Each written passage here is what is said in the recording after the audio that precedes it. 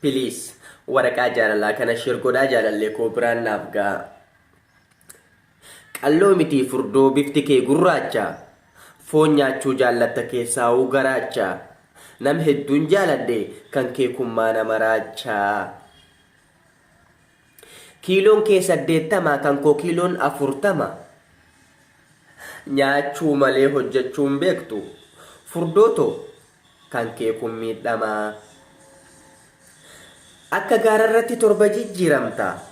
Waa'een kee beekamu hunduma fakkaatta. Garaacha kee argannaan kaayyoo kee dagatta.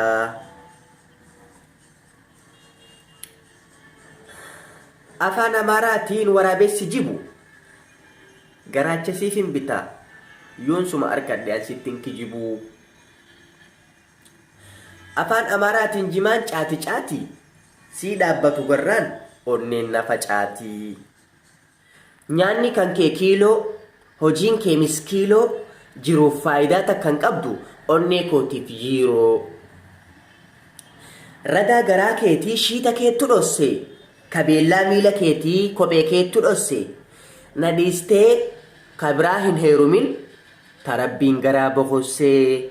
Jaati jaalallee koo kan biyya Arabaa jirtu biraan naaf ga'a.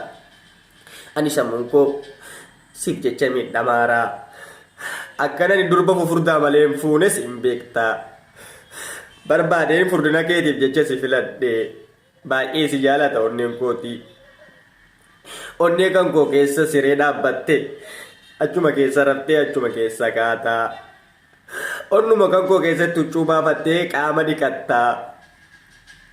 Yeroo ati paantii adii baafattee diimtuu uffattus numan argaa.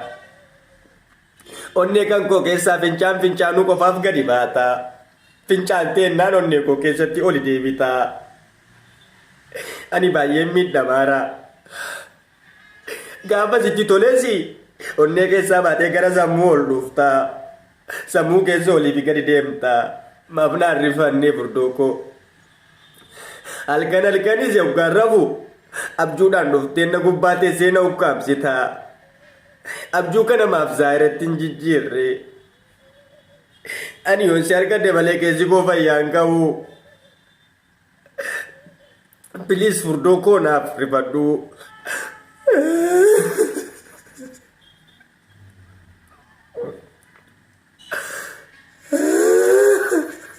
Furdittiin jaaladhu tanaaf caaltuu hunda.